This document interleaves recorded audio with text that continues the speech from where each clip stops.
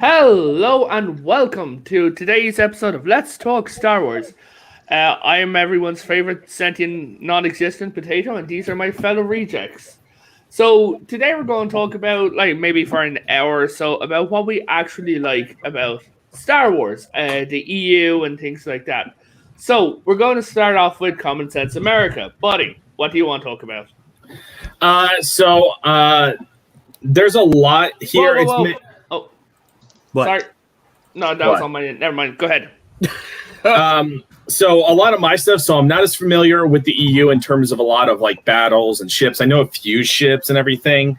So there's one thing from the EU, but a lot of it is either from the prequels or the OG original trilogy. So yeah. So first one is going to be, because I need to pull up the message I sent you because I fucking don't remember all the photos I sent to you. Okay, so I sent you 10 of them. So go with the Maul battle. The Maul battle. Okay, we're going with the Maul battle. So that is down here. Yeah.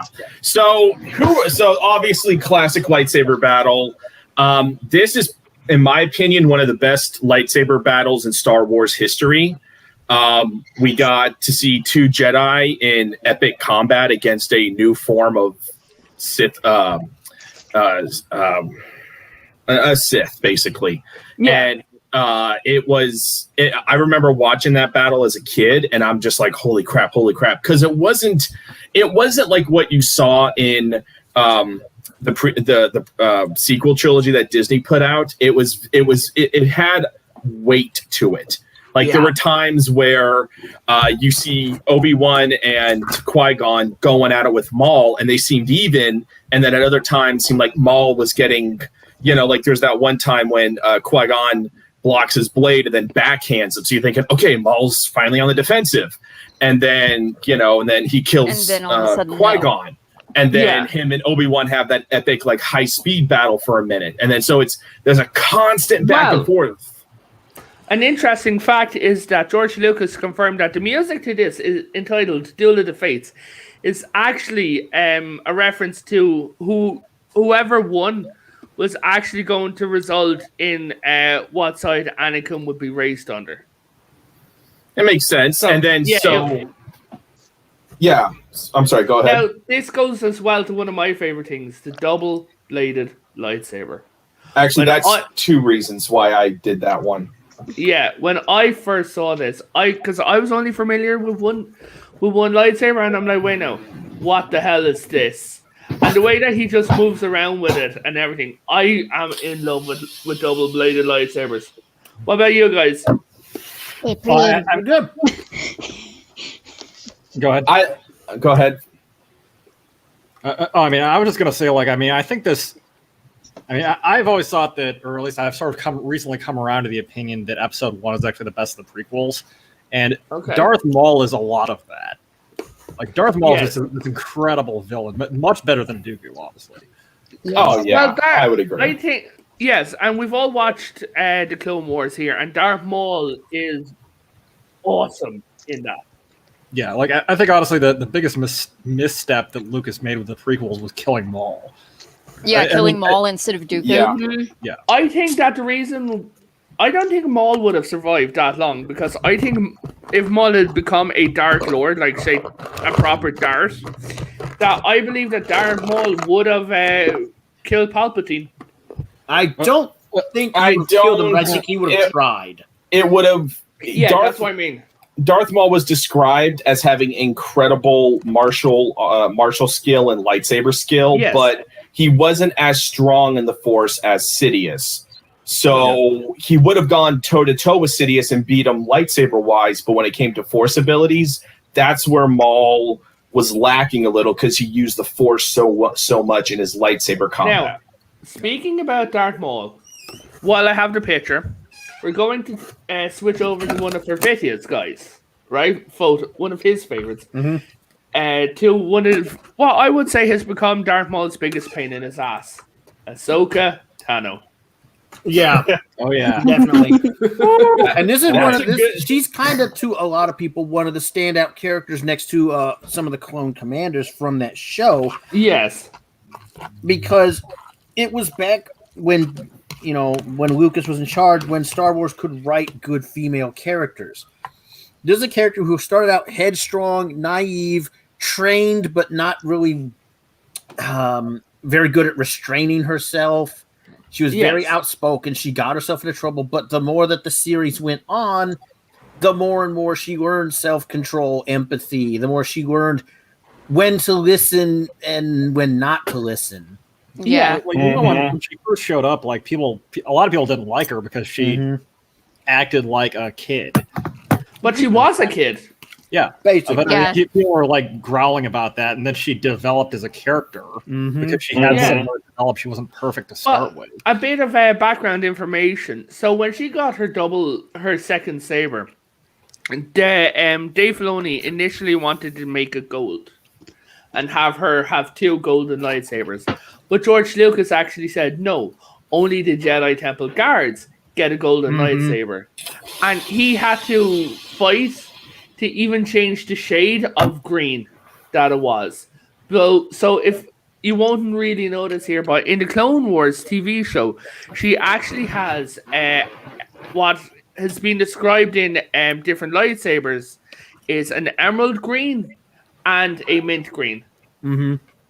Yeah, they're like different. Yeah. Yeah. So, Farv, which one? Who else would we go to?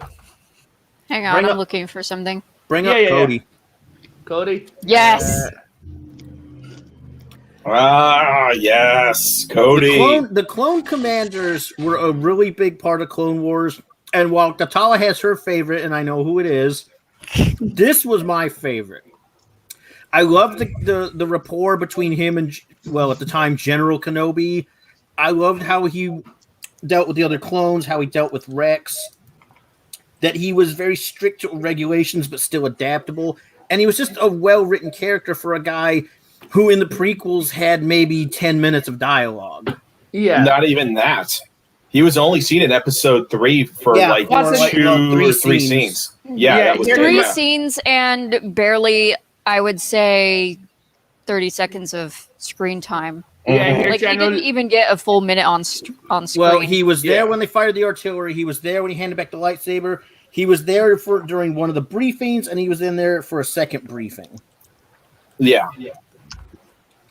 So, Katala, you don't have any pictures, but what about Star Wars?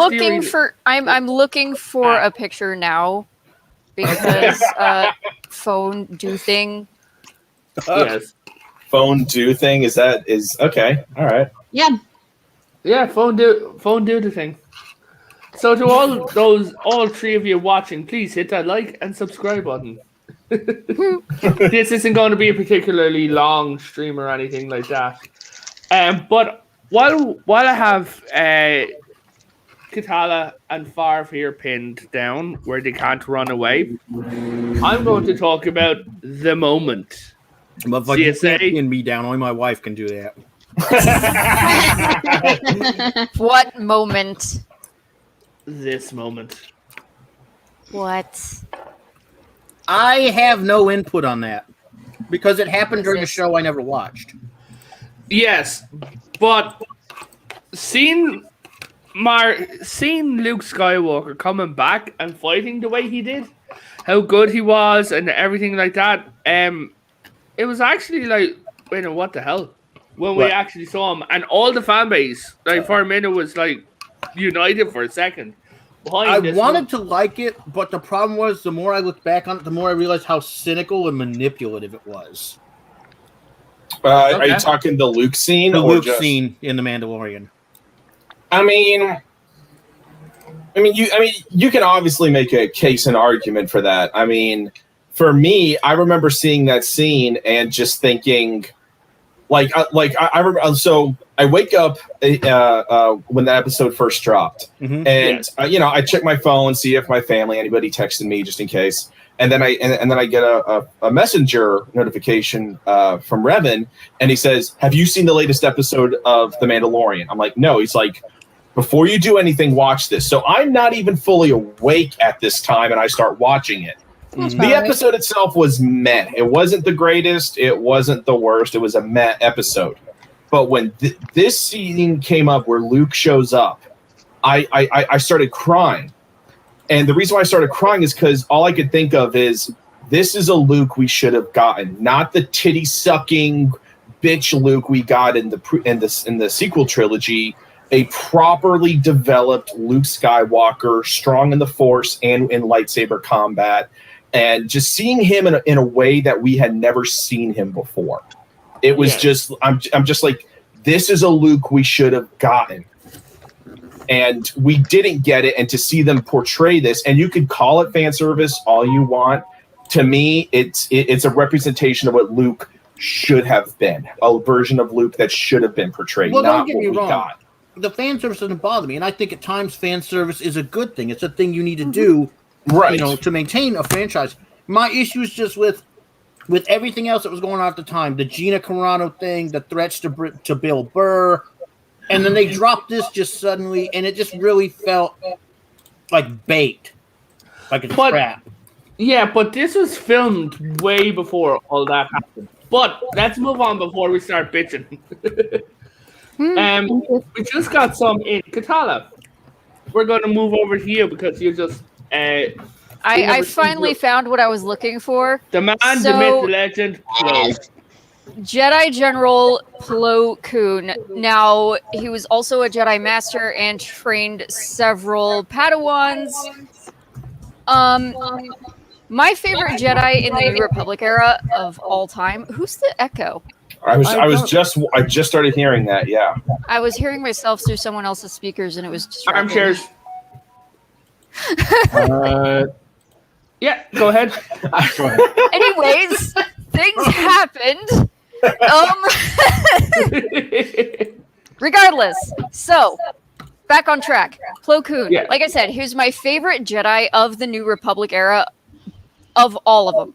Absolutely Yes. all of them. Even when you bring in, say, Obi-Wan Kenobi and Anakin and all the others, Plo Koon was always my favorite. Plo Koon to me felt like Ahsoka's dad.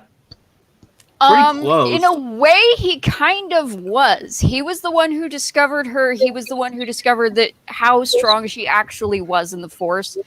He was also, in my opinion, probably the best general in the entire Republic Army. No, best Yeah. Jedi. Yes, he was the best Jedi as well. And Yeah. he was the best Jedi in the Order. Honestly, he should have had Yoda's seat. He really should have been the Grand Master instead of he would Yoda. have been the Grand Master after Yoda died. I don't think so, because think Plo he had a Koon was movie. entirely too different from Yoda. Yoda would never Yeah. have chosen him. Yoda was setting Mace Windu up to be the new Yeah. Grand Master. Yeah. Yeah. No. Unfortunately, Plo Koon would not have been chosen. No. Yeah, I still love that Sadly. scene of Plo Koon after Grievous I uses the Decimator. I was trying to find a picture of that scene. I couldn't find it. Yeah, I it's hard couldn't to find one. That was one of the best scenes in the season, in my opinion. I agree. Yeah. I agree. So The care he took for the clones, Mhm. I really like that. It's like, oh yeah, you're all individuals to me, and you're all worth living, even though they're fakes. So you're all individuals. That was something that all Jedi would say, right? But Plo Yes. Koon took it a step farther. And I'm yeah, going to tell you why. It was because not only were they not just clones to him, not only were they not expendable, he actually cared for them as people. He cared for their emotional states, their mental states, more than almost any other Jedi in the And the entire order. And the clones reciprocated. Does anybody remember what the nose art was on their gunships? Yes. Uh, All of Wolfpack's gunships had Plo's Bros written on them. And it was like it was a little cartoon Plo Koon head with two clone troopers on Yes. either side. Yes. awesome. There was even one ship who the front of it was actually Plo's mask, because it had Yeah. two windows and it looked like Plo's face. Yes, they Yeah. did that. which after you watch that scene from the Clone Wars and then you rewatch Episode 3 and you see Plo Koon shot down by his own troopers, it makes that scene even more heartbreaking. The Clone Wars makes that entire scene heartbreaking. It I actually tear up now okay. every time I see that scene. It was hard enough watching, Commander Bly and all the others shoot down Aayla Secura, right? Yeah. That was hard enough. But seeing the wolf pack just turn on Plo Koon and just hose his ship until it explodes. That was on TikTok there's actually this beautiful thing because Tamara Morrison recorded it himself. Okay. Oh yeah. Where he's talking as different clones taking out different Jedi. And when he got to Aayla Secura, he'd see him and he's like, she was one of the best Jedi generals anyone could have asked for. She was one of the best Jedi generals, one of the kindest people. I'm glad that we were wearing our helmets at that moment. Because at that moment, all the clones were crying. Well, yeah. I mean... Yeah. And he said that... Unfortunately, we didn't get very much of Aayla in the Clone Wars, not as much as I would have liked. Yeah. But I guarantee you, her and Bly had a thing. Oh, for sure. Well, speculated that. They absolutely had a thing. Mm-hmm. Absolutely. But at the end of it, he said, because the way that they keep blasting Aayla. Yeah.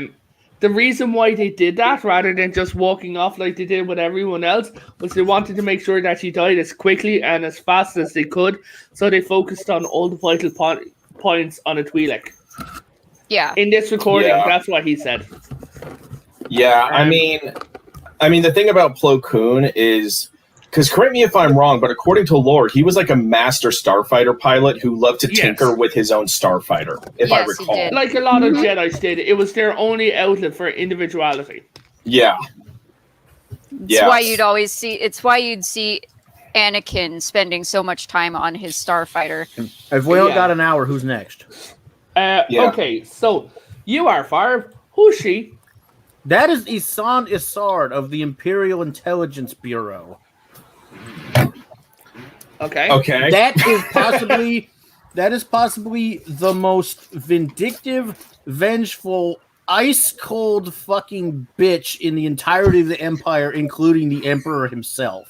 Yeah, she would have given Palpatine a run for his damn money. My God, this woman. Sure. Seriously, if this bitch could have gotten into power, she would have found a way to outmaneuver Palpatine, which is probably exactly the reason why she was kept at a certain freaking level of power within the Intelligence Bureau. Oh, I guarantee you Palpatine was well aware of what she was This is a woman who, in order to mobilize her fucking Super Star Destroyer, destroyed a planet because she had the interior of the planet basically built up around where her dry dock was. So when she departed the planet, she pretty much destroyed it. Yeah. She did not give a shit about anything. Oh, yeah, I remember reading getting about what she was that.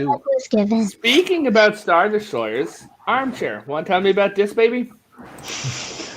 Yeah, absolutely. So that is the Eclipse. That was I think it was introduced in Legends as sort of what Palpatine was working on to make the Death Star a little bit more practical.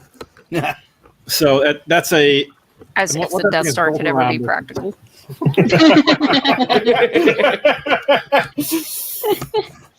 Well, that thing is built around one of the basically one of the subsidiary lasers in the Death Star super laser array. Yeah. Yeah. And honestly, I always just thought it was a really cool design. It is quite a cool design. It is. I love the spike. Oh my god, guys! That spike on the front of it. What? Star Trek Discovery ripped that off. Just saying. Yeah. I mean, Star Trek Discovery rips a lot of things off. So. Does anyone else feel like in the Rise of Skywalker we should have had a variant of the Eclipse as the big baddie ship? So much better. Instead of having Star Destroyers with a super laser on them that didn't make any sense. Yeah. All right, I'll be back, guys. Oliver's whining at me again. Okay. Oh God, he is loud. I think he wants to go out and chase the birds. He's well aware that the birds outside are nesting, and he wants to chase them. Because birds. Of course. Because he's a fucking lab. And labs are bird dogs and they think they're They smart. want. I'll be back. While Katana's gone, we will viciously mock her. No. No, be nice. I am Sarah. being nice. So, as I was saying, now, one of the scenes that I absolutely breaks my heart is Order 66. It's one of my favorite scenes and everything like that. And could you imagine being one of the Jedi and seeing Anakin Skywalker walking up the steps? You think everything is grand, and next thing, half of the 501st is marching behind him.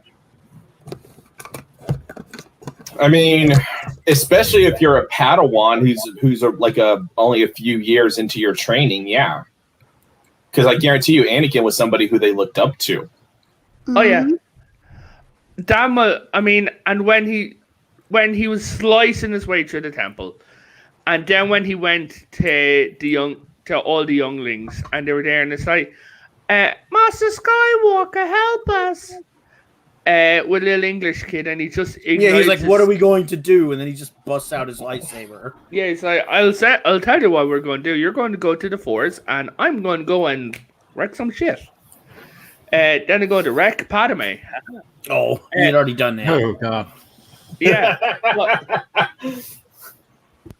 So that's Anakin. Order 66 was fucked up, especially after the Clone Wars. Although I forget his name, I never liked the guy with the big head with the multiple brains. Ki-Adi-Mundi. Ki-Adi-Mundi. Mhm. I never liked him. But who I did like was Kit Fisto. Kit Fisto. Fit Yes. Testo, I like that. It's God damn it, okay. armchair. Yes, so I really liked him, and I liked the way that his tendrils were basically like dreadlocks. Yeah. So back to the photos. Far of you send me these dudes. Back. Fucking Sorry, short guys. troopers. That was those who were unfortunately, and they did give a reason, exclusive to freaking Rogue One. These are one of the fucking coolest new designs they've done for a stormtrooper in fucking forever. I agree. The short troopers were fucking awesome, and the way that movie was handled, to see these guys actually, not acting like complete fuck ups. These guys were coordinated for the most part. They were competent. These guys were an actual fucking standing army, unlike the stormtroopers, which had ended up being a joke for so damn long. Yeah, Cannon fodder, basically.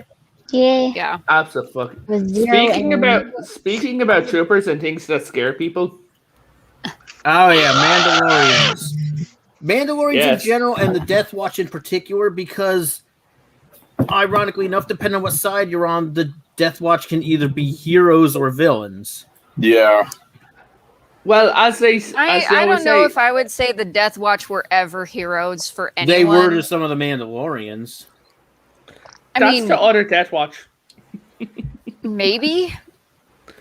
Because remember, Yeah. at the time of Duchess Satine, there were a lot of Mandalorians who were very fucking unhappy with what had happened to their world. Well, of course. I mean, they were a warrior Because culture. Duchess Satine was insane. That is not wrong either. And you cannot tell me that her nephew is not her son. Oh, by her Obi-Wan. nephew is absolutely her son with Obi-Wan. My God. That kid is completely... That kid is absolutely Obi-Wan's child. Yeah. And the fact that they still list him as his nephew, it's like, come on, guys. We know. It's like... I mean, It's everybody like how they knows. set up two characters as cousins instead of in a relationship. Yes, like in Sailor Moon. No. But- You're terrible. No, Why they would did that. you do that? No, Stop. they did that in Sailor Moon. They All were right. the two... Yes, sorry. Let's As for the English dub, Hi. they were Maxis. cousins. Stop, sir. Go read it. Maxis, squeaky. Tell me. Yeah, there we go. Tell me. What is one of your favorite memories of Star Wars? Or what things do you love from Star Wars? See, the sad part is mine is a lot more general because of my memory being the size of... Well, I can't say goldfish because a goldfish has better memory at this point. Oh, come on. Don't be so mean to yourself. Jesus. I will be mean to myself because it's true. Okay? the main things going through my head are, first of all, how pretty the lightsabers are, how pretty the ships are in general. And yes, we are nerds. We get that. Yeah. Anyway. Yes, but look who it is. Yes, I see Travis. Hey, Travis. Hey, Travis, what's up, man? Hi, Trav. Hello. Trav, you're welcome. You're welcome to come up if you can. Oh. It's still during the week. He's probably at work. Yeah. Yeah. I would like to inform every single person watching that Travis, fuck my brain, that Travis is actually my secret agent. He goes out and does my bidding and takes out enemies of Potato Revan. Are you sure of that? Oh, I'm boy. not convinced. I'm not Go even. back to the I'm Jackbox bullshit. streams. They still roast your ass.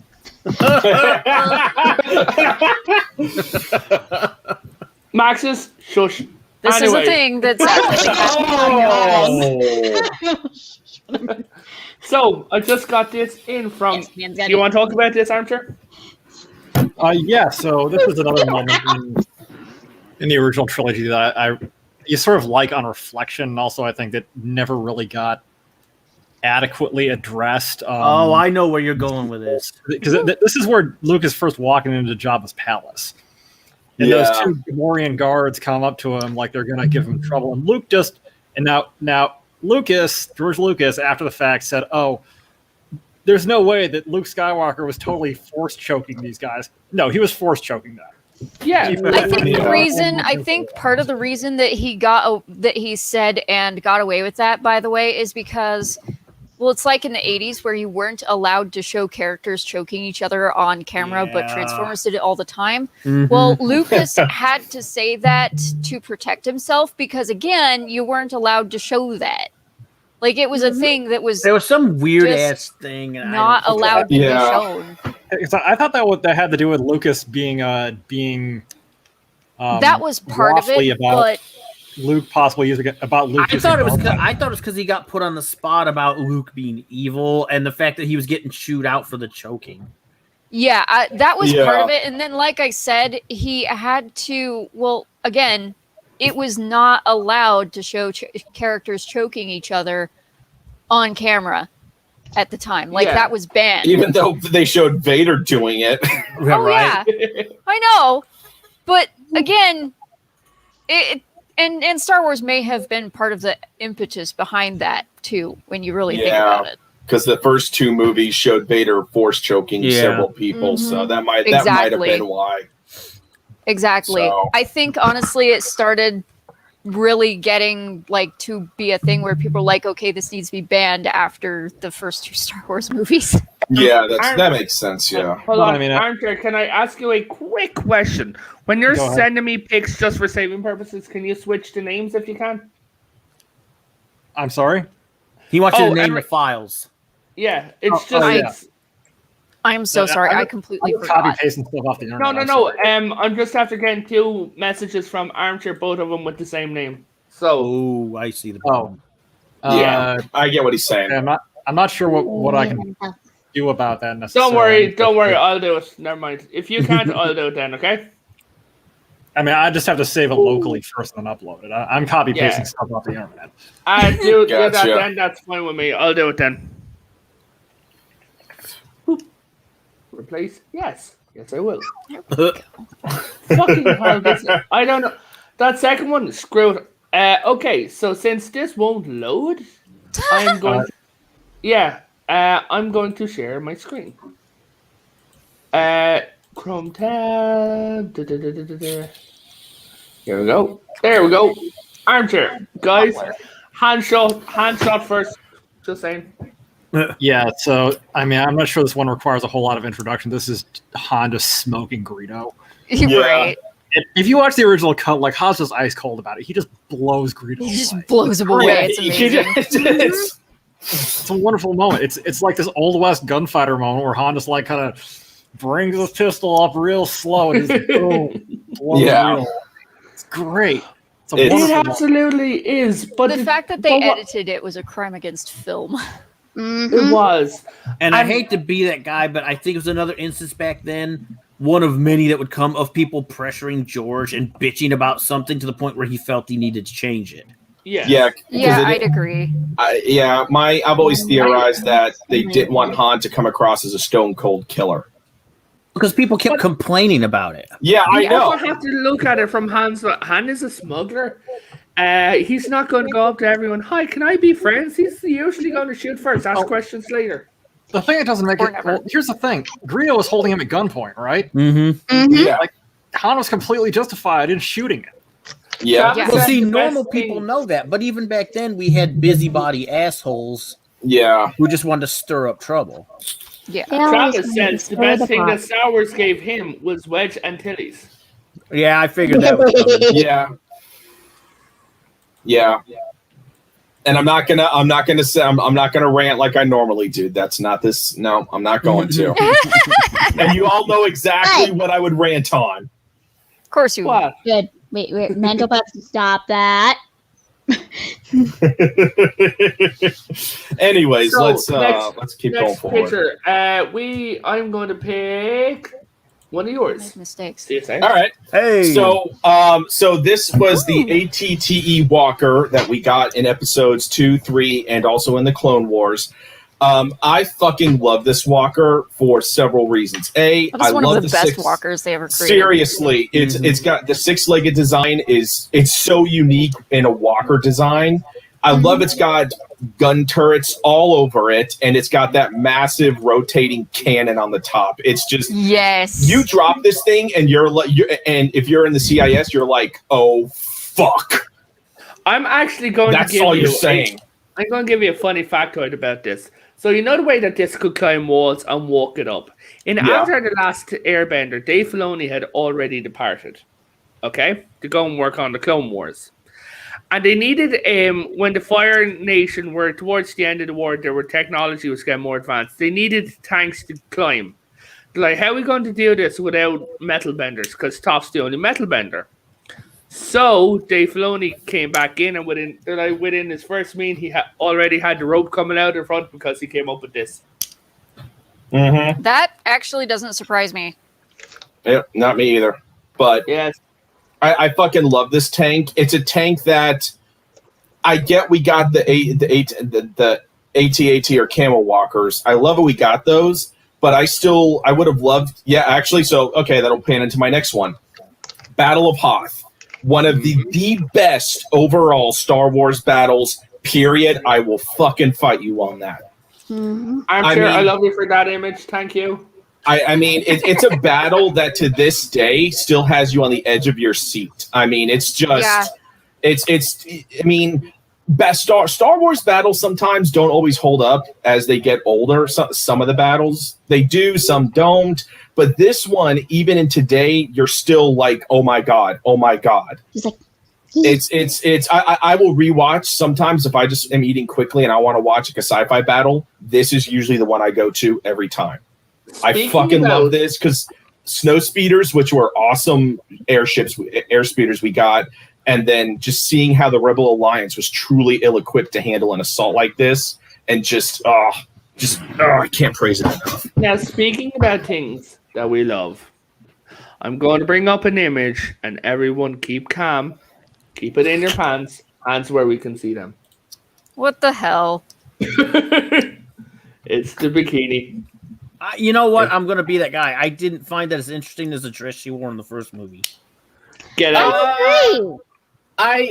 It's different reasons. Like I like them both for different reasons.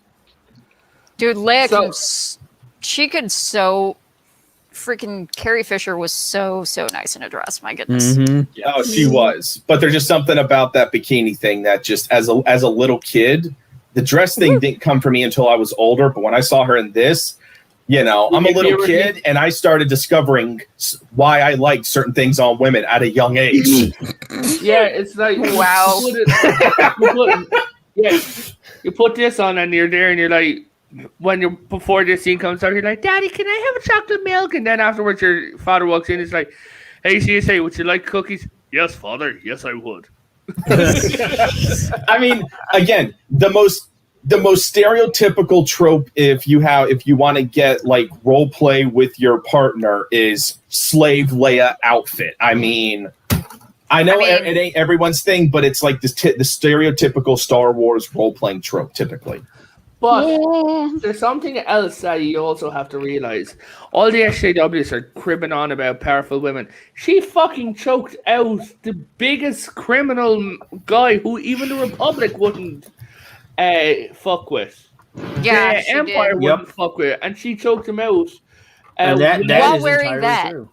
Yeah, I'm very happy about this scene. Yeah, anyone who says, "Oh, there was never any powerful women in movies up until recently," Leia in a freaking bikini-esque outfit choking Jabba the Hutt to death. Right? Yeah. Oh, I and, mean, like, these people just do not watch sci-fi. That's the No, thing. they do not. They No. pretend they do, but they don't. They don't watch sci-fi. They don't watch, anything really. yeah. We're going to bounce over to one of Favre's next. Favre. This motherfucker right here he first appeared in The Empire Strikes Back, but he didn't have anything really going on, unfortunately. But when the expanded universe rolled around and the Clone Wars rolled around, suddenly this guy was getting a lot more exposition. Mm-hmm. Even compared to somebody like Boba Fett, this was the coldest, meanest, most relentless motherfucker that lived among the bounty hunters. Yeah. This was a dude who did shit simple and efficient and didn't give a shit. He was probably, of all the bounty hunters that lived very long, the motherfucker who had the least excess gadgetry or like extraneous shit. He had a blaster that basically doubled as a grenade launcher, Dioxis bombs, and mines. And that was pretty much it, other than his own bare fucking claws. This dude hunted Wookiees like routinely. Yeah, and he took the credits he absolutely needed to maintain his ship and his equipment, and that was all he wanted, because he was in it for the scorekeeper's tally. And for anybody who doesn't know, that's the Trandoshan god. Yeah. So basically, this guy is very, very religious. In a way, In a yeah. sense, In a way, yeah. So speaking about religion, let's all go to the scene that made everyone happy. The awakening of Anakin Skywalker. Or reawakening, as it were. That's actually not the reason I selected that, but you can take that for what you will.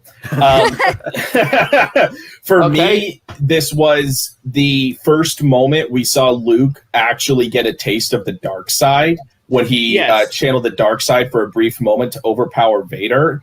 And then once he saw what the dark side was doing to him, he threw the dark side away and re-embraced the light. So that's something I love about this scene is you see Luke fighting as a Jedi, but then just getting a tiny taste of the dark side and not liking it in terms of not wanting to transfer over to the dark side and re-embracing the light. Just that little depth of transfer, a lot of people don't get.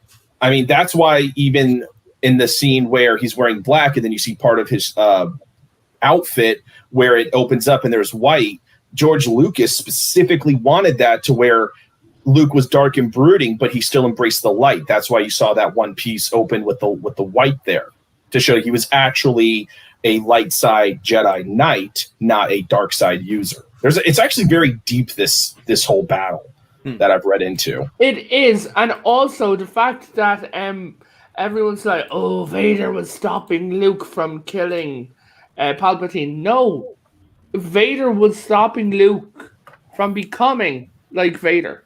He was protecting Luke. In a way, yeah. Yeah, in a way, yeah. The entire amount of character development between both the characters throughout that fight. Yep. Yeah. Absolutely immense. And if you didn't look at some of the tiny parts that were part of it, you would miss like the entire you're thing. seeing each of them. It's that stupid thing they tried to do with Rey and fucking Kylo Ren and utterly failed at. Where in that one scene you can see each of them struggling with their individual freaking issues with this fight, with facing their father or son, and with fighting to either reach the light or fight against the dark. Yeah. And there's so many elements that throughout the fight where they keep cutting to each character individually. Plus, that fight created an amazing meme where Luke jumps up on the catwalk and you see Vader, And there's an amazing meme where it shows Luke up there, and you just see, and the next one is Vader throwing his lightsaber. Like, oh hell no, I've done this shit before. I've seen that meme. I love it. Well, the reason that meme happened is because, so you remember in was it Revenge of the Sith or? Yeah, Revenge of the Sith. Yeah, Revenge of the Sith.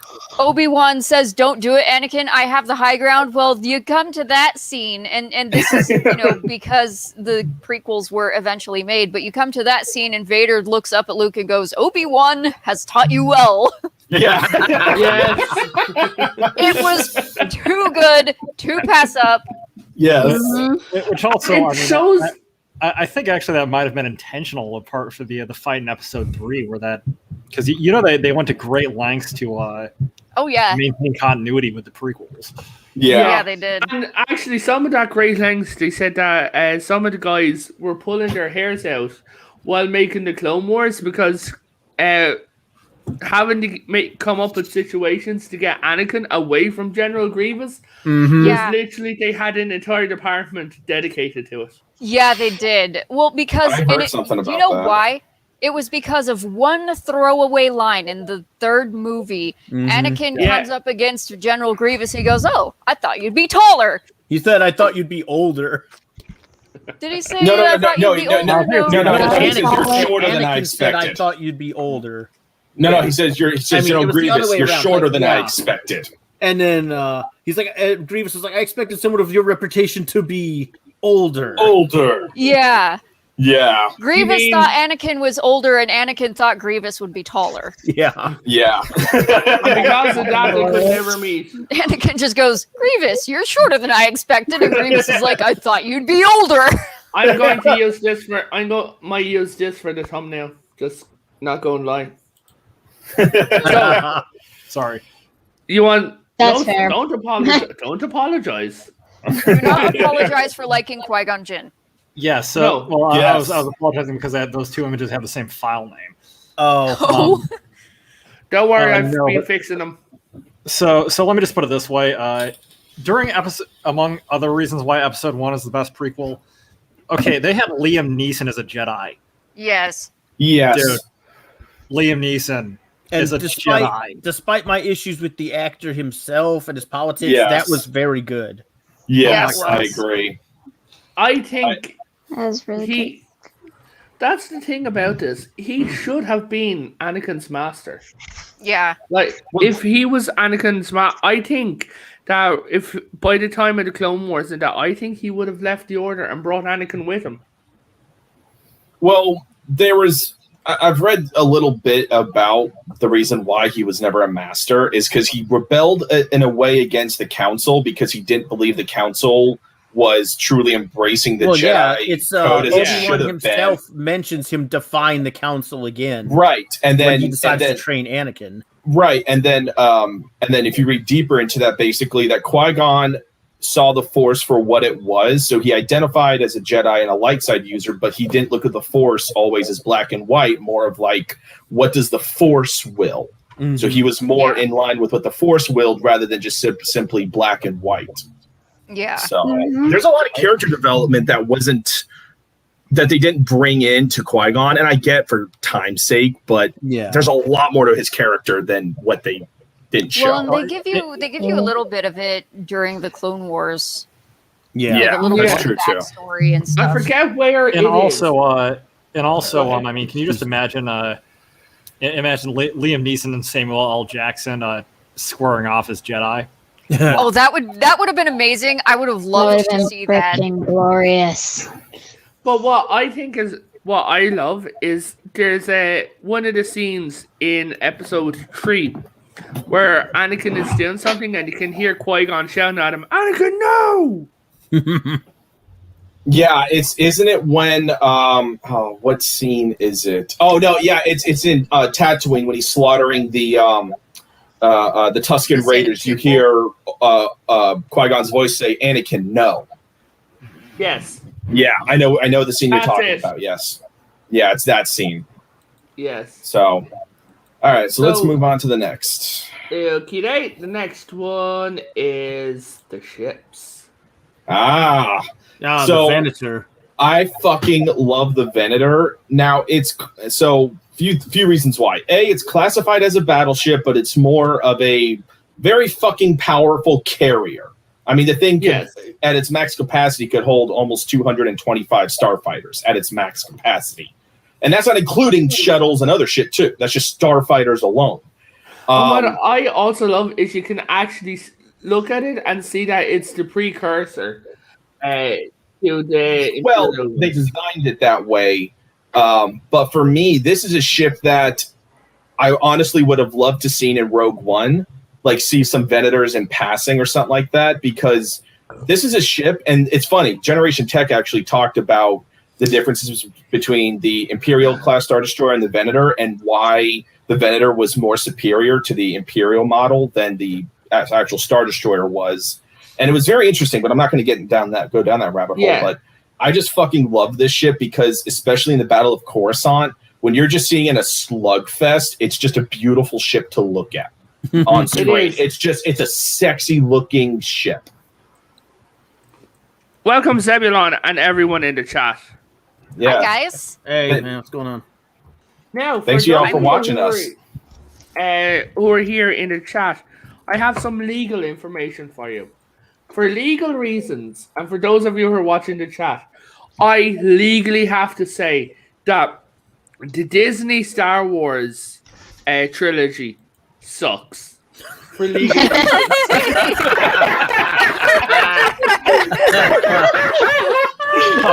Oh my god, yes. Oh my god, let me. I was wondering if that would come up. For anybody who doesn't think that we're having an impact, we're having an impact. What is this? I've never heard of this before. It's a legal Let me document. explain here. This is a I haven't actually read the case, but just from looking at this looks like a copyright suit over just between two companies, and basically the point the judge is trying to make is that there was an illusory promise made. Yeah. I see the line right there. Actually, it's in the first. That is like George Lucas promising no more mediocre and schlocky Star Wars sequels shortly after selling the franchise to Disney. And then read the footnote. Such a promise would be illusory. Footnote number 5, as evident by Disney's production of The Last Jedi and The Rise of Skywalker. Oh my god! I love that a federal judge was dunking on these people. Well, like, here's the thing. Like, okay, once you've been all around the law for a little while, you realize like most judges are super turbo normies, right? Yes. They're not like, you're not going to find a judge who's familiar with geek culture at all, which means this is the level of penetration we have here. Yeah. I have a picture live from Kathleen Kennedy's office as soon as she saw this. That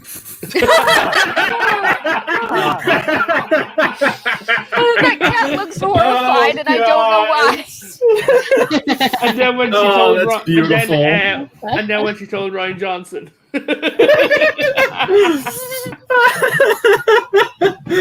Oh god! Oh, that's amazing. Yeah, that's just fucking amazing. All right, let's. Okay, let's move on. Oh, that was fucking funny. Yes, that was amazing. Yes. All right, so this I'm is another. For a specific still. This is another of my choices. The classic T-65 X-wing. It's one of the most classic starfighters in sci-fi. It is just beautiful to look at, and for all the hate some people like to throw on Rogue One, seeing this thing done up in a more modern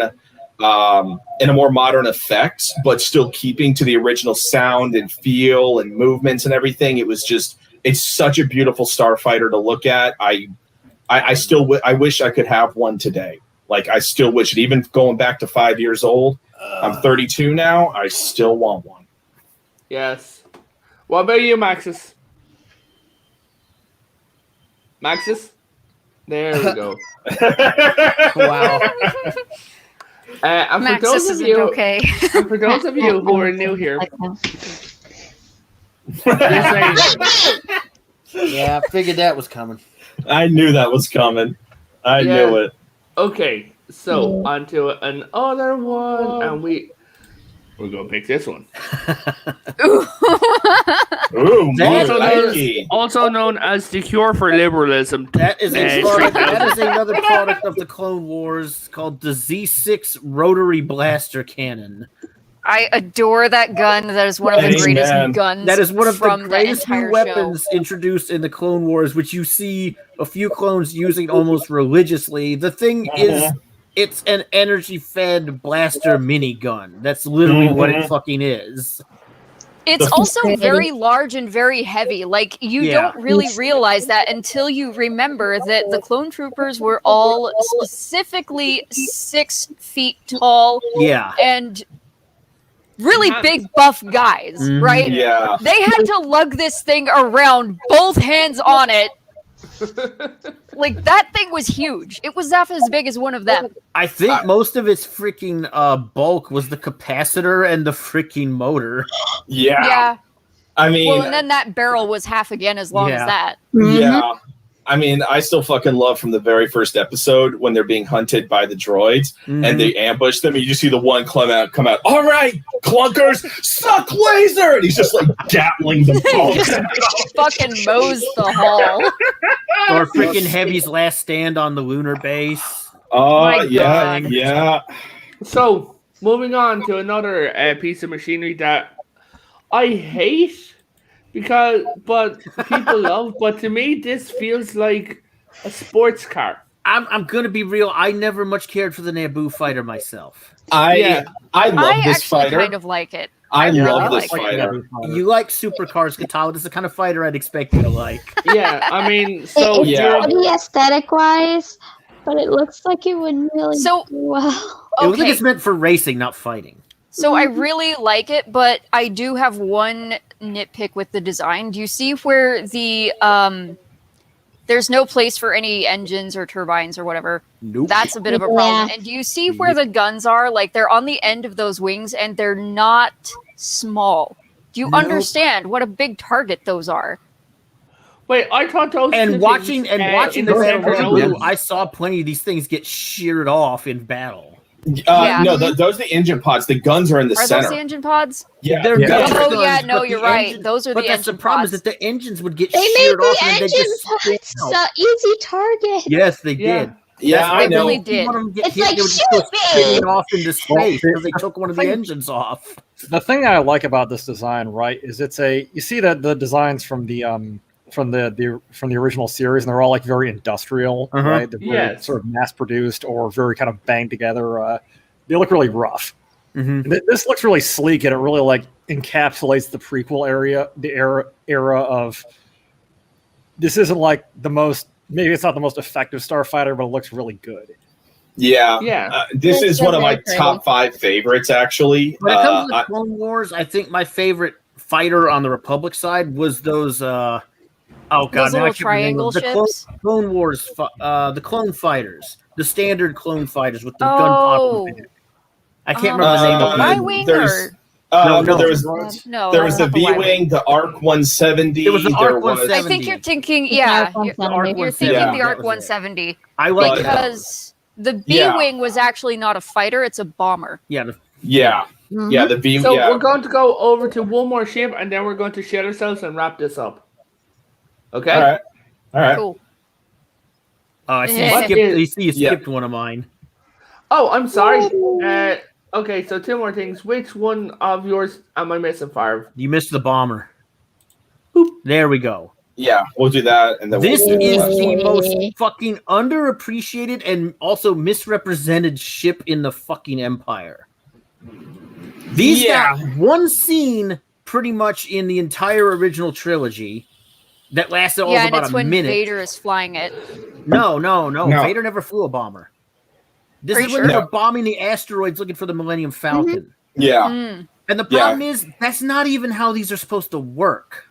Yeah. Katana, you're thinking about the ball with those 2 wings. Yeah, it was called the TIE X. It was called the TIE X-1. It was a prototype that Vader flew. Oh, okay. The TIE bomber is misnamed for starters. It's actually, by all rights, a fighter bomber. Yeah. Because that pod there, it can hold bombs, but most often because these were used in space, what that held was a fucking battery of cluster missiles. Or wasn't it torpedoes as well, I think, as yes, well? They could fire cluster missiles or torpedoes, and that's usually what they had because there was a lock-on system in the fucking thing, and they would fire a fucking cluster of torpedoes at a target. The bombs were just for very specific things, like when they sent them out there to bomb the freaking asteroids and try to break the Falcon loose. Mm-hmm. These things were faster and more maneuverable than they generally get credit for, and they could do a lot of fucking damage to a single target just with a couple of them. Yeah, and they had way longer range. You didn't just fly over something and hope you could drop a bomb on it like it was World War fucking II. You could lock onto a target, launch a cluster of fucking torpedoes, and then get the fuck out of Dodge. And nobody ever seemed to actually use these things the right way in the fucking movies. Yeah. Well, I think at least in the original trilogy, no one had really conceptualized what they were actually for. Yeah, it wasn't until Legends and the video games came out that they really got expanded. The EU was the EU before it was Legends. Well, the thing is too, if you look at the technical manuals, that shit's all canon from the beginning, but they didn't use so much of it. So much of it just kind of got left aside. Yeah. So again, a lot of the manuals were written after the movies came out. They kind of built the thing before they really kind of decided what it was for. Yeah. Plus, to fire a cluster of torpedoes would have been probably very hard to properly show back then. Mm-hmm. You know, so now if you did the Battle of Endor in modern CG, I guarantee you'd see these things launching torpedoes left and right, probably. Oh yeah. So. Oh yeah, this thing would do a hell of damage. Mm-hmm. So now we're going to move on to one more ship. Okay. Mm-hmm. And the ship is, if I could find it, I would be a good host, but no. This is the K-wing from the EU. I fucking love this. It's a fighter. It's classified a fighter bomber, but this would be in Star Wars if the A-10 and the the B-25 fucking had sex and made a Star Wars fighter. I only have one mild issue with it, and it's a similar issue to the Naboo fighter. The neck. It's the cockpit is so far out from the main body. I mean, so this thing, it had three engines, as you can see from the one. Mm-hmm. All the other parts were hard points for either bombs, missiles, or torpedoes. Yeah, of varying kinds. And then on top of that, it had two gun turrets, one on top, one on bottom, and I believe it even had two light laser cannons also somewhere on the wings as well. So this was kind of like a heavy ordnance fighter that they would use against capital ships, like send a squadron of these out against several capital ships. So it's just one of those unique things where I'm like, that kind of resembles an A-10, kind of like in a degree with all the hard points, but also a little bit like a B-25 in a way. So I know it's just an odd ship from EU that I just love, and I don't think it's very well appreciated because it looks so weird, but I fucking love it. I always kind of wished they'd have brought that out for Clone Wars.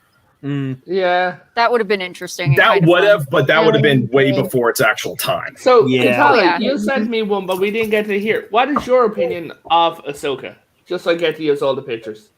She was mildly annoying in the first episode, but that didn't last long. She grows on you. Even if you haven't watched Clone Wars before, she absolutely grows on you. Yeah. No, stop it. Aww. No, I mean, she starts off being kind of cocky and not knowing when to ignore orders and when to follow them, and very quickly, because she has to learn quick, partly. She gets a lot better quite fast. Yeah. And I think one of her greatest learning moments was when she was with that really elderly master in the temple, and the librarian, Madame Jocasta. No, the old man. Oh, you mean when her lightsaber got stolen? Yes. And every single thing that she tried to do. Everything she did backfired spectacularly. Yeah. Yeah. Hey, Commander Toy. Good to see you, buddy. Yeah, welcome, everybody. You mean Commodore? Hello! I don't know why. There's reasons I'm not going to go into as why It's not on purpose. There's an actual reason. So, guys, Yo. with 1 minute left, Farv, you want to tell us a little bit about yourself? No, but I'll tell you that I got a fucking YouTube channel. That's what I mean. I was trying to be. Trying to do Yes, it. so I got a YouTube channel on here. It's called Farvithian Guard. It's called a retro channel, but it's not exclusively a retro channel. It's just that's mostly what I got right now. I'm working on getting some other stuff. I do a lot of side-scrolling shooters, beat-em-up games, old first-person shooters, anything I tend to get my hands on. I got some newer stuff on there like Hunt Down, and I'm slowly working on stuff like Ion Fury. It's just a matter of me getting shit together. It's very entertaining. I mean, the insults, the Favre using his own cursing language. It is a wonderful language at some point. It really is. If you want to relax for an hour and just watch a fun stream, watch his.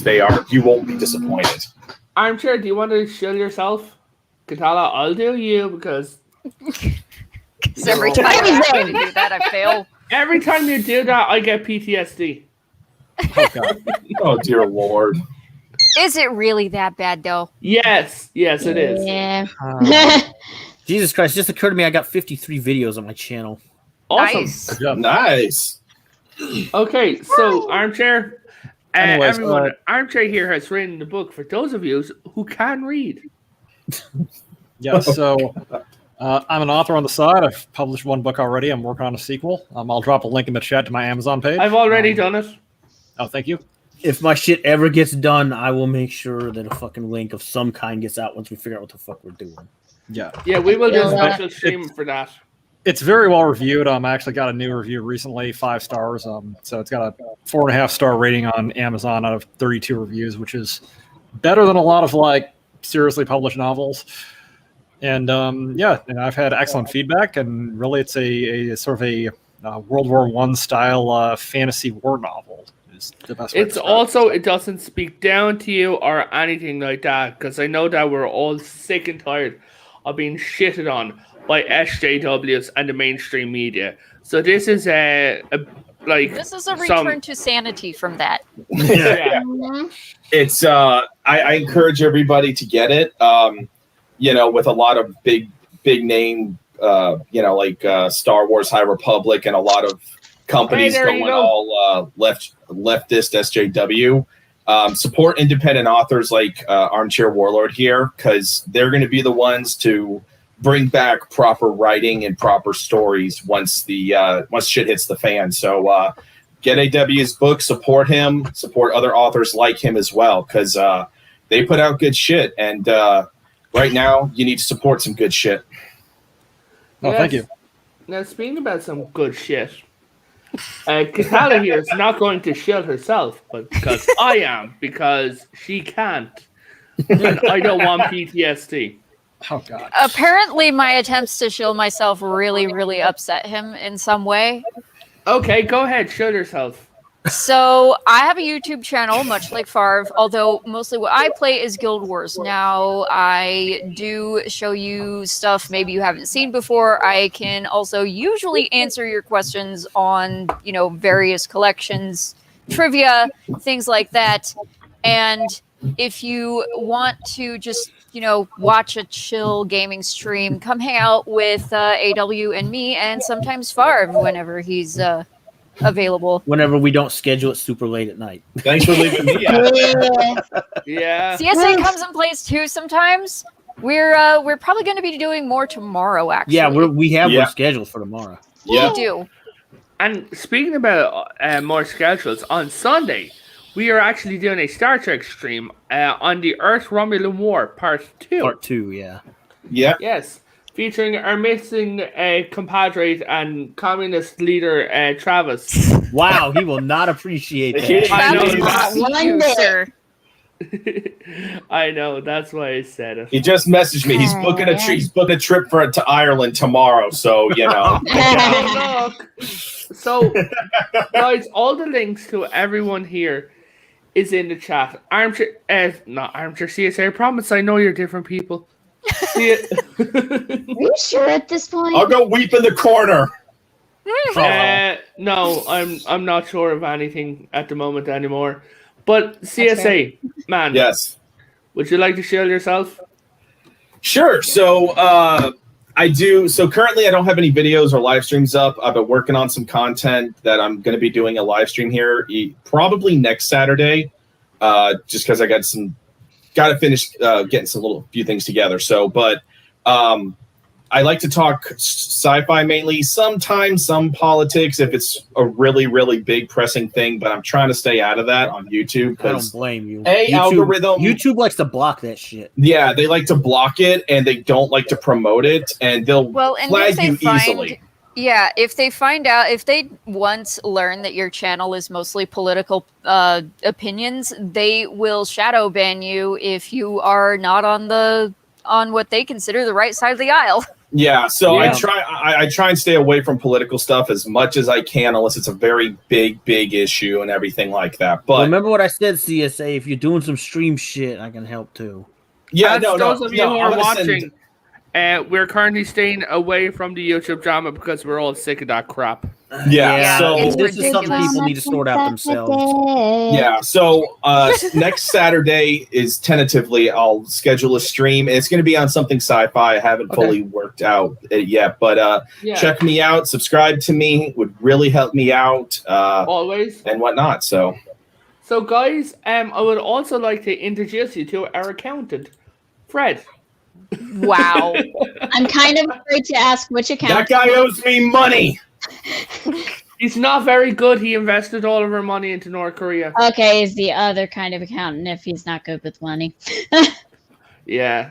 He's Lord. hired him. My friend actually turned around and said to me that I look like him. So, not gonna lie, I was a bit offended. But anyway. Wow, guys. Yes. So we're going to hit it off. Well, not hit it off. We're going to... My brain is dead. So we're going to say goodnight, everyone. Somebody please say goodnight for me before I ramble on for another 2 hours. All right. On behalf of Brendan, y'all can have a good night and eat plenty of potatoes. And we'll see you on the next one. Wow. Yes. See you Sunday, everybody. Okay. Peace out all. Later.